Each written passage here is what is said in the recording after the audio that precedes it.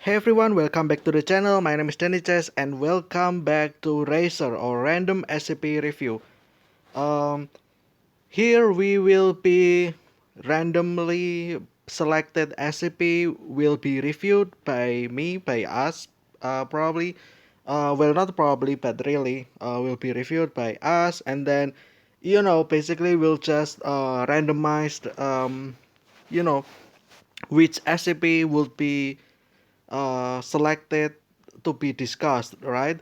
But here we are in the second part of SCP-5830 or SCP-Ahtohallan.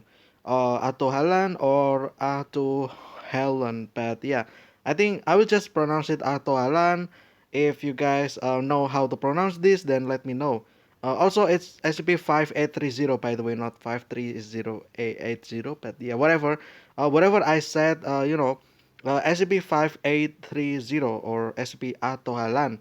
Um, for a recap, in the previous part, we actually, talk about the nature of the SCP, what the SCP is, So apparently, this SCP is a Tomiel, this one, esoteric Tomiel discussion class, Aki, and discuss caution. Okay. Again, I'm still confused as to how they, make categories like this, right? Like, um, how they kind of formalized this page, like making this. And also I noticed that this one over here, this page in itself has this kind of style, but the other page is not like this. So what I'm assuming is that whoever created this page can actually created the entirety of this page. Like, they basically get this SCP-5830, at the top over there at the address, um, at the website. I mean, scp-wiki.com/scp-5830, right? I guess they kind of get everyone kind of get access to this. By everyone, I mean the creator of the SCP, right? Any of the SCP, and they kind of get access to this site, and then they can decorate the website, the page, to whatever they like, right? And I think this is like their style, I guess. But yeah, still this looking pretty looking picture over here, right? The cave over here, and yeah. So to recap again, each cave, I mean, will have, like, from the main entrance, right? There will be like two gates over here. By two gates, I mean two cave, like branch over here, right? Like there are two branches over here, um, to the left and to the right. So apparently, if you go to the left, there will be the same like this again. Like there will be like branches to the left and right, right? So this one goes into, deep into the cave system, and apparently there are instances of caves where they are kinda. I still don't understand. I'm still not sure how this is supposed to be. Like, the way I learned it, like, um, one of these brands will actually loop back to the other one. So, like, if you enter from this point, then you will exit from this point. So, like, it's a circular cave basically. And then there inside there will be the copies of SCP, other SCPs, right? So yeah, this is basically like a museum, if you ask me. Like this entirety of SCP is kind of a museum of other SCPs, right? Which is interesting, I guess. And then the other thing that I was worrying is about, I don't know if the cave means like that, like the dash one at least. So SCP-5380-1 is, the path of these branches that has SCPs, right? Um, Therefore, not really the one that has SCPs, but more like these instances of branches, I think, anyway. So, like, I don't know if the SCP-1 that has SCP is the one that has dead ends in one of the entrance. You know, like if you go here, there will be a dead end over here, right? And in the end, there will be the copy of the SCPs, or either that, or again, like I said, it's like a circular, right, where you enter one and then you loop back and enter from the other point. So yeah, there's that. Still not sure, but I would just assume that it's a loop basically, because it's just cooler, I think. But yeah, whatever. And to continue the previous one, we talk about this one, SCP-5830-1-8. So, oh wait, dash one. What was dash one again?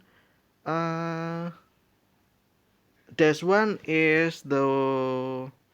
Oh, okay. So dash one is the branch that actually has these anomalies, right? Which was, the branch that doesn't have another branch, right? Basically, it's either a dead end or a branch that will leads to another point, right? So therefore, it's like a loop, basically another, basically a dead end as well, right? So yeah, last time we were here. Okay, this one, traces of bar soap. We talked about that in the previous part. Okay, so SCP-5830. Wait, is it 5380 or 5830? Okay, so whatever. I kind of got mixed within the 8 and 3. So yeah, 5830, right? Okay, so yeah. Dash 1 dash 9, Depth 9 contains SCP-5830-2-5. SCP-172, oh, okay. 173 is the sculpture, right? So this is before that. Description: 172 is shown in a near dormant state, appearing to have just recently exhausted the energy in its mainspring. The key used to wind up SCP-172 is not present anywhere within Dash 1 Dash 9 on the body of SCP-5830-2-5, and all mechanical processes expected from 172 have ceased operation. I don't know what 172 is, but from this description, I think it's some kind of machinery, right? Because there is the key to wind up, right? It's either a music box or whatever, right? Anything that use key as a winding key, right? Okay, so this one is considered as dash 2 dash 5, or SCP within dash 1, which is the fifth entry, right? Which is this one, SCP-172. Okay, interesting. The key is not found anywhere. Okay, or on the body, so it's nowhere to be found, or it's not to be found in the cave, and also not to be found in the SCP in itself. All mechanical processes expected have ceased operation. Yeah, I guess it's some kind of machinery, right? But okay, interesting. Dash 1 dash 10, this is basically the 10th branches that has dead ends, right? And inside there is the another SCP, which is dash 2 dash 6. Contains emulated SCP-1281 or 1281. Small chunks of rock with composition akin to Kuiper belt objects. Okay, so this is as extraterrestrial object, right? A description: 1281 is shown as it appeared when first discovered during the standard containment of 2362. I don't know what that is either. Lights along the surface of dash 2 6 glow steadily and faintly, and weak infrared radiation signatures have been detected. It does not, however, respond to radio waves as 1281 did before its decomposition. Um. Okay. So it's basically an SCP found within an SCP, right? And yeah, 2362, I don't know what that is. Small chunks of rock with composition akin to Kuiper belt objects. So it's like a stone, basically, right? An asteroid, right? Kuiper belt. I think Kuiper belt is like asteroid belt, right? I might be wrong. I don't know if this is that, or but yeah. Okay, there's that. Lights along the surface. Okay, so this SCP also has uh, normally will have lights along the surface, but this one glows steadily and faintly. Weak infrared radiation signatures have been detected. Probably the same as the original, right? But the original probably is more glowing and not faintly, and the infrared is probably strong, right? The infrared radiation. Okay. It doesn't respond to radio waves as well before its decomposition. Okay. Don't know what this is. I guess from the description, I guess this is an object or a thing. A thing. I mean a thing, but not really a creature or a living things. I think. I guess this is the same as previous one. Like an object, right? Naturally an object. But okay. Okay, this one, this 11, the 11th cave or branch, I guess. That has a dead end. Okay, it contains SCP-3967. 3967 is shown partially deflated, with the majority of its component gas concentrated in its torso and legs. Its head and arms flop slightly over its back. The position it gives the impression that Death-7 is in the process of being inflated from an unseen inlet in its rear or one of its legs. Attempts to punctures have been unsuccessful. Partially deflated. Okay, majority of its component gas concentrated in torso and legs. Okay, head and arms flop slightly over its back. Um, Process of being inflated. Okay, so from the description, this kind of reminds me of. Do you guys know the what is it called? The a figure that is filled with air, and then it will just wiggle its limbs and heads, right? Like, like because I think it's because air is constantly compressed and decompressed into it, right? Into the object, like therefore it's the legs or the hands or the arms basically will just begin to flop around, right? And its body as well, and then the head. I don't know what it's called. It's like inflated balloon, I guess, but the balloon is actually a stick figure, right? I don't know what that's called. Oh, that's too unfortunate, right? But all right, excuse me, uh, excuse me again. But I guess you guys know what I meant, right? Um, the thing that if you inflate it with air, it will begin to will begin to kind of dance, right? Like wiggling its arms and then the head as well as the body parts, right? But yeah, I think there's that.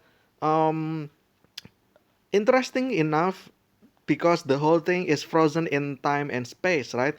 Therefore, there is an opening probably to the thing, but it's kind of in the middle of being inflated, right? Therefore, it's the air inside is kind of also trapped and then not leaving the the SCP, right? Because again it's stuck in space, right? Therefore the air as well that's inside it kind of cannot go anywhere as well, right?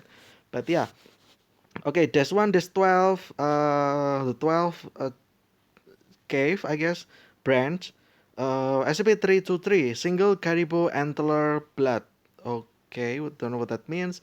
Description: 323 appears identical to its usual state in containment, hovering 1.8 meter above the ground. Okay, 1.8 is like 180 divided by 36, I guess. 6 foot in the air, okay, above the ground, with the notable exception of additional patches of flesh and skin adorning its skull. DNA testing of these organic components fails to identify the surfeit of origin. The mimetic effects are not present to their full extent in okay. Degree of severity is still being determined. Okay, single caribou antler. Okay, so this one is uh an antler basically, right? but this one is probably there's something over like I don't know, like this is a mimetic hazard probably, right?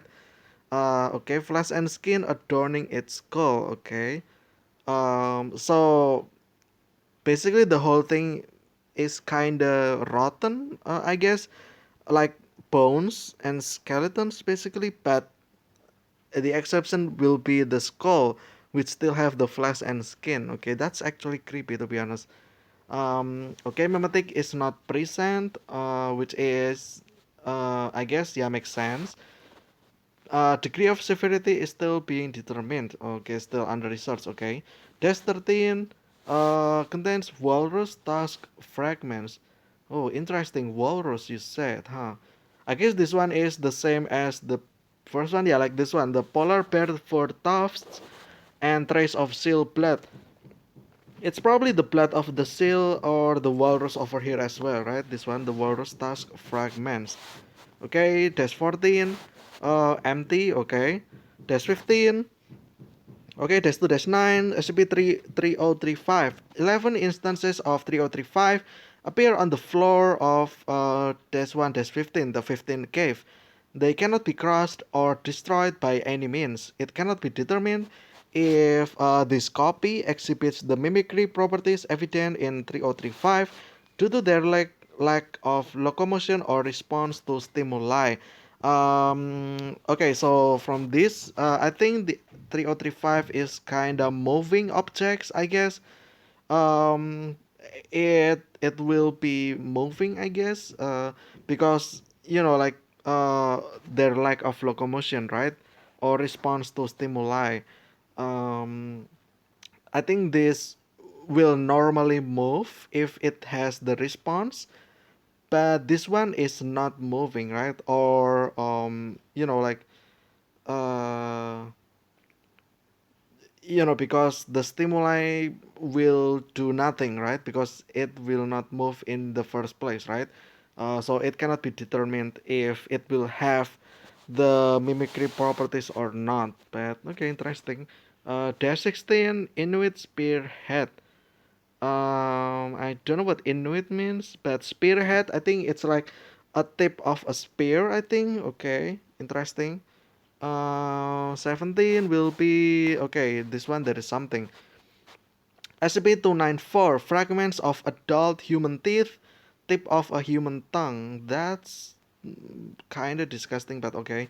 294 appears identical to its usual state in containment. Okay, no cup has been dispensed or can be dispensed by this, with instead of a frozen stream of unknown liquid flowing from its nozzle and forming a small ice puddle on the ground of this one. This liquid cannot be melted, and attempts to request this liquid from 294 have been unsuccessful. Attempted queries include liquid found in there produces pure water, liquid components of that out of range error. Okay. Um, oh, I see. I think 294 is probably the coffee machine dispenser or something like that. I think where you actually input something to the keyboard, right? And then it will dispense any liquid that you request, right? And to certain experiments it can be very disgusting, but okay. So it is the copy of that, and interestingly, um, in this state, the copy or the duplicate basically has some kind of water running out of it, right? So it's in the middle of dispensing something, but it's frozen, right? And then there is also like the leftover of it as well, like a small ice puddle on the ground, probably in front of it, right? Like it's probably overflowing, right? And then it's just in the ground, right? And then all of this is frozen, and it cannot be detected what this is. Okay. And then they researched this in the original machine, and then they attempted queries include this. So they input this, right? They literally type liquid found in SCP-5830-1-17, but instead it just produces pure water, right? I guess it makes sense because in the 17 or -1-17 in the 17th branch because it's not specific, right? It's not specified, therefore it's just like liquid found, right? It's just water, right? It can be water, right? Because maybe the machine just took the simplest form, and we all know that I think above uh, in the above of this page it's mentioned that there is actually a stream of water flowing inside the cave, right? I guess this one that is just water, right? And then the SCP-294 just uh, take this as reference, right? And then they tried liquid components of dash 2 dash 10, and then out of range error. Okay, this one, um, the one that is, I guess this is because the original liquid is probably very far away, or it's not in this realm or dimension, therefore it says out of range error. The same as this one as well, SCP-2-10, out of range error. Puddle found in SCP-5830-1-17. Okay, so they began to specify this. It produces water mixed with silt and sand. Okay. Uh, Object in SCP-5830-1-17 produces human blood chilled to 29 degree Fahrenheit. Ooh. 29 degree Fahrenheit is actually frozen for water because 32 degree Fahrenheit is 0 degree Celsius. So yeah, 29 is below 32, therefore it's below 0 degree Celsius. Okay. Okay. Interesting object in SCP-1-17. Okay. Object in. Okay, so it's this one, right? Object in 3117. That is that is this cave, right? Okay, so object in it only produces human blood. But whose human blood? I don't know. I have no idea. Puddle found in dash 1 dash 17. I guess this is the puddle that is overflowing from the thing, right? Basically the same as this one, liquid found, which is pure water. Okay. Interestingly, it says objects in, right? It's not liquid found in, but it says object in. So there is two different thing, which is interesting because apparently inside the duplicate of 294 there is a human, I guess. Um, because here it says object in, right? And therefore it kind of also raised a question in the first place, right? What is inside the SCP-294, the original SCP-294, right? And it's probably kind of answered in this because it produces human blood. Therefore there is probably someone inside the machine, right? Which is creepy to be honest. But okay, I don't know if this refers to that or just I don't know. Maybe this is just refer to something else inside the cave, right?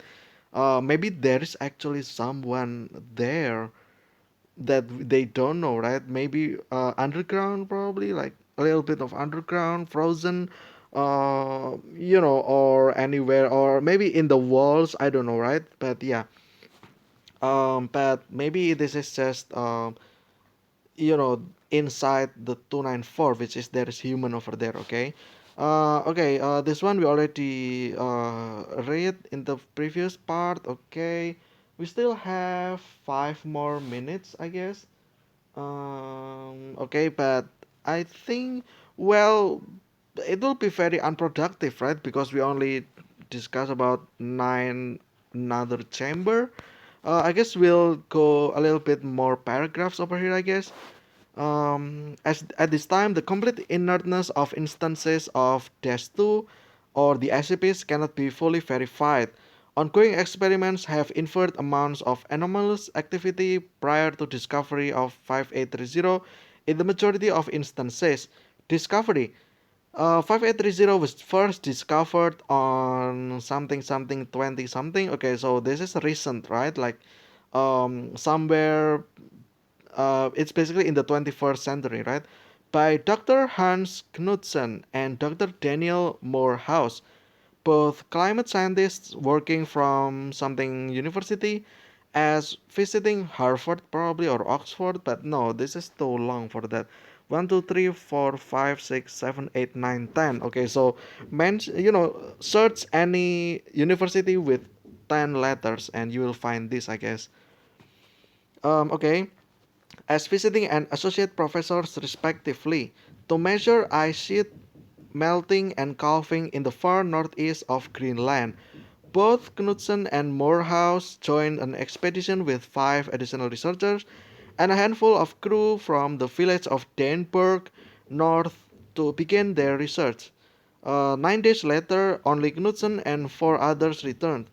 The bodies of 2 researchers were found, oh, that's unfortunate, near the entrance of 5830 under collapsed ice.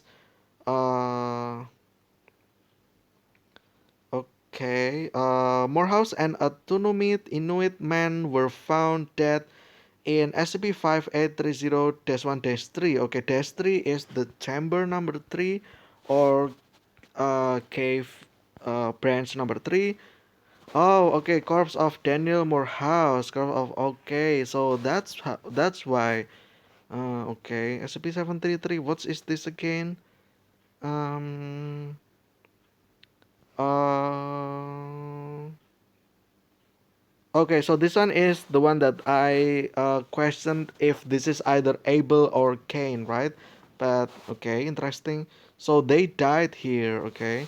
Uh. Okay, the bodies under collapsed ice. Morehouse and a man were found dead. Dash 3, with Morehouse laying against the SCP, right? The SCP two SCP-073, SCP-73, I guess. Morehouse's journal was recovered from the corpse, and a transcript of the relevant legible pages is contained in transcript 5830-B. I think we'll read that later on, probably. Yeah, this one, right? Addendum 0.1. 8 days after the discovery of 5830, a woman suffering severe frostbite and malnutrition stormed the Daneburg airstrip during the boarding of a Danish military biplane. Dr. Knudsen, one of the passengers, was attacked by the woman, receiving minor lacerations to his left arm and shoulder before the woman was killed by Danish military personnel. The autopsy report of this woman can be found in report 5830-E. Okay, so that's another report, I guess. So we have report 5830-B and E so far. Following this incident, Dr. Knudsen committed, okay, in a Swedish jail while awaiting trial. Uh, um, why was Dr. Knudsen awaiting for trial? That's interesting, okay. Because Dr. Knudsen was the one charged by the woman, right? And then the one that killed her was the Danish military, not him. Okay, while waiting trial, I guess. Okay, so this one, document 5830-A, navigation procedures. I guess we'll. Oh, this is actually a lot of stuff. And then 5830-B, and then C, and then D and E, right? I guess because there is E, yeah, D over here, and then E over here, and then oh, this is the member, I guess, the one that the researchers probably or not. I mean, I don't know just yet. Okay, and therefore there's that. Okay, let's go to footnotes first. Okay, there's nothing at number 2 and 3. Branch of Danish Navy in charge of maintaining and enforcing Danish sovereignty in northern Greenland. Government of Constituent Country of Greenland. Okay. Discuss 25. Okay. But yeah, I think I will leave this part over here. We'll continue in the um, part 3 in the next episode. But yeah, um, this episode was not that we're not really having anything. We just continue this one SCP 5830-1-9, basically branch number 9 to 17, branches that has different properties, right? Which is having a dead end, right? And then we go here and we got this one over here until this one got covered, and then we go to here, and then we will do document 5830-A in the next part.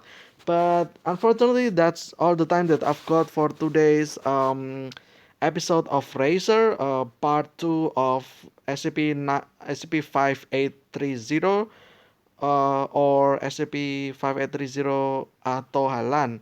Um, but yeah, we'll continue this in the next part 3, and then the next episode of Racer. But until then, thank you guys so much for watching. I will see you always in the next. I will see you again very very soon. Stay safe, stay healthy, and see ya.